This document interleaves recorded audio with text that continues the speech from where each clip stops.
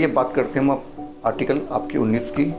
पूरा संविधान एक तरफ और आपका आर्टिकल 19 एक तरफ। क्यों व्यापक है, क्यों जरूरी है, आइए हम इसकी सब बेसिक इसकी ABCD को जानेंगे।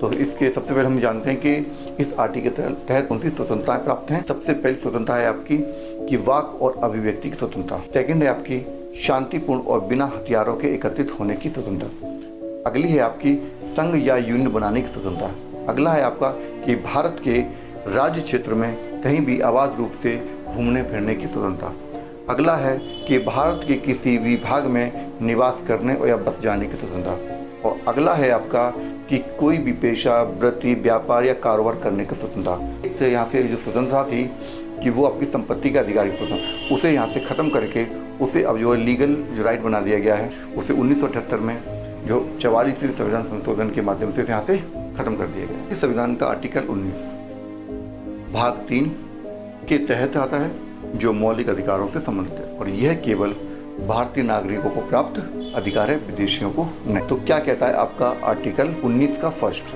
जो नागरिकों को प्राप्त स्वतंत्रता है। सबसे पहले इसमें हमने जिक्र करा था कि अभिव्यक्ति की आज़ादी यानी कि freedom of speech and expression, कि आप अपने विचारों को बोलकर, लिखकर, प्रकाशित करके, चित्र के माध्यम से, फिल्म के माध्यम से या किसी माध्यम से व्यक्त कर सकते हैं।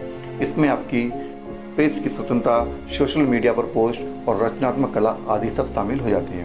उदाहरण के लिए जैसे अखबार में लेख छापना, सोशल मीडिया पर अपनी राय व्यक्त करना, प्रदर्शन करना या नारा लगाना। अगला कर सकते हैं कि इसमें शांतिपूर्ण सभा करने का अधिकार, राइट टू असेंबल पीसफुली, कि लोग किसी भी मुद्दे पर शांतिपूर्वक एकत्रित होकर प्रदर्शन कर सकते हैं। हथियारों के बिना वो सभा करना आपका अनिवार्य है, यानी कि आपके पास हथियार नहीं होना चाहिए। गांधी जयंती पर रैली निकालना, भ्रष्टाचार के खिलाफ शांतिपूर्ण मार्च करना, ये सब आपकी शांतिपूर्ण सभा करने के अधिकार में शामिल। अगला जाता है कि संघ बनाने का अधिकार, यानी कि राइट टू फॉर्म एसोसिएशन और यूनियन, कि कोई भी व्यक्ति यूनियन, संगठन, राजनीतिक पार्टी, सहकारी संस्था, क्लब बना सकता है। उदाहरण के लिए ट्रेड यूनियन को बनाना, स्टूडेंट यूनियन का निर्माण करना, राजनीतिक पार्टी की स्थापना करना, सब इसके अंतर्गत शामिल हो जाता है। अगला है कि भारत में कहीं भी आने जाने की स्वतंत्रता, यानी कि right to move freely throughout the territory of India, कि भारत के किसी भी हिस्से में बिना किसी बाधा के आप घूम सकते हैं, ये आपका अधिकार है। उदाहरण के लिए आप कश्मीर से कन्याकुमारी तक यात्रा कर सकते हैं और कोई भी राज्य फ्रीली विजिट आप कर सकते हैं। अगला कर सकते हैं इसमें भारत में कहीं भी रहने का अधिकार, ठीक है। तो right to reside anywhere in India, Bharat के किसी भी राज्य, शहर या गाँव में कि स्थायी रूप से रहने का अधिकार। उदाहरण के लिए कि राजस्थान का कोई व्यक्ति असम में जाकर रह सकता है, महाराष्ट्र का कोई भी व्यक्ति तमिलनाडु में जाकर बस सकता है। कोई भी व्यापार, बिजनेस करने का आपका अधिकार, आप कोई भी बिजनेस व्यापार कर सकते हैं, आप स्वतंत्र हैं।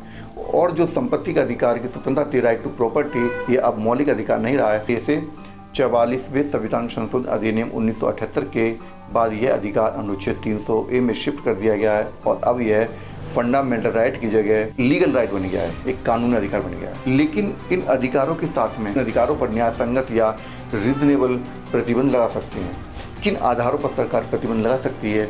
यदि सरकार को देश की संप्रभुता, अखंडता, राज्य की सुरक्षा, विदेशी राज्यों से मैत्रीपूर्ण संबंध, सार्वजनिक व्यवस्था, सभ्यता और नैतिकता, अदालत की अवमानना, अपराध को उकसाना, सांप्रदायिक वैमनस्य फैलाना आदि के आधार पर यदि संदेह उत्पन्न हो जाए तो सरकार आपके अधिकारों को न्यून कर सकती है, कम कर सकती है और उस पर तार्किक प्रतिबंध लगा सकती है। जैसे उदाहरण के लिए अगर मान लें कि कोई व्यक्ति सोशल मीडिया पर हिंसा भड़काने वाली पोस्ट करता है तो सरकार उसे हटा सकती है। कोई संस्था देशद्रोह भड़काती है तो उसे बैन किया जा सकता है। अब आप UPSC के, PSC के, SSC के, रेलवे के, बैंक के स्टूडेंट हैं तो आपके लिए यहाँ से क्या क्या पॉइंट्स काम के हो सकते हैं। तो ये ध्यान रखें कि ये अधिकार केवल नागरिकों को मिलते हैं, ना कि विदेशी नागरिकों को। आर्टिकल 19A का जो F को हटा दिया गया है और अब यह आर्टिकल 300A में शामिल हो गया है।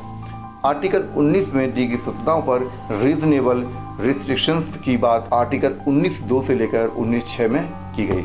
आर्टिकल 19 हमारे लोकतंत्र का आधार है। यह हमें सोचने, बोलने, रहने और एकजुट होने की शक्ति देता है, लेकिन इस शक्ति के साथ जिम्मेदारी भी हमारी बनती है। स्वतंत्रता और अनुशासन, यही लोकतंत्र की असली पहचान।